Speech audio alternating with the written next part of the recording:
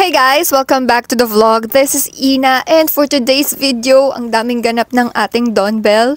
Pero after kay Bell, kay Donnie naman tayo. Actually, naunang ilabas yung trailer ng Roja, which will be aired soon. Hindi ako sure, pero nakita ko na yung trailer niya and I must say, ibang Donnie to and ang ganda nung casting and eto na, mag-start na tayo in 3, 2, 1.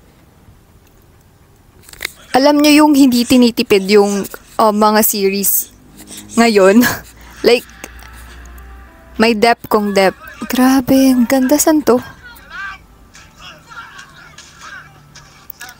So, feeling ko mayaman si Donnie na naman dito. Kasi parang recently si Kyle, puro mahihirap yung roles niya. Oh! Kaya pala dun sa ASAP, ang pagbabalik ni Yasi Pressman, siya pala yung girl, hindi ko namukaan. Kayo ang unang trumaitor sa pamilya to. Gano'n na ba katagal yung away ni Liam? Malaki yung utang na loob natin sa pamilya niya. Kaya mo pa na ginagawa na lahat ng sinasabi dahil gusto niyo makuha ng loob niya. So congratulations! I can see inggit, revenge in this story.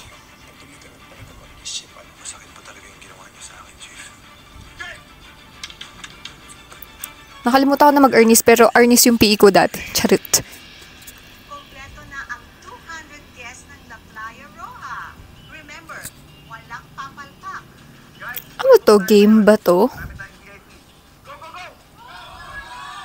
Chef Donnie is in.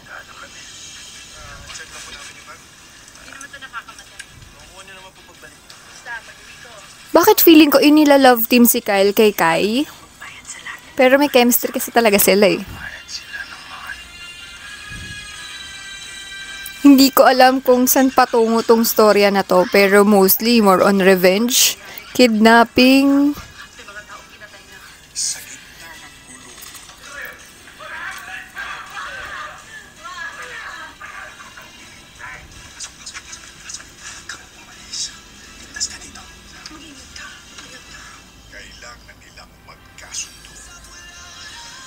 Parang sandugo to, yung palabas nila EJ Falcon ba to? Grabe, bigatin yung mga casts. Lorna Tolentino, Joel Torre. Special participation si Yasi.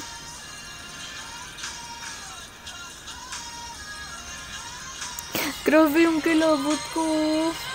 Kilabutan ako.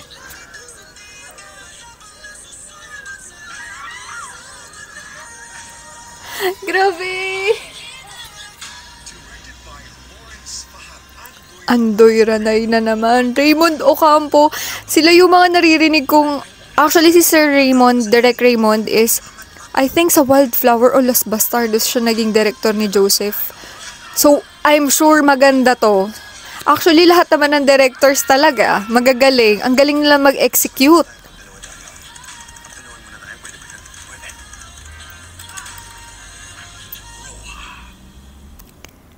October 20 na po ang Roja. Finally, nakita ko na siya.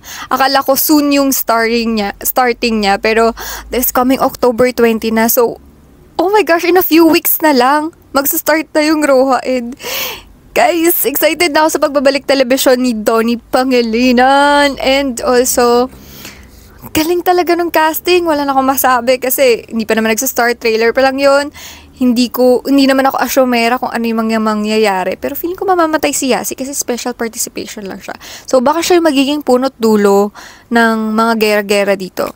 Ayun lang, guys. Thank you for watching and see you on my next vlog. Bye! Please do watch, like, and subscribe. Bye!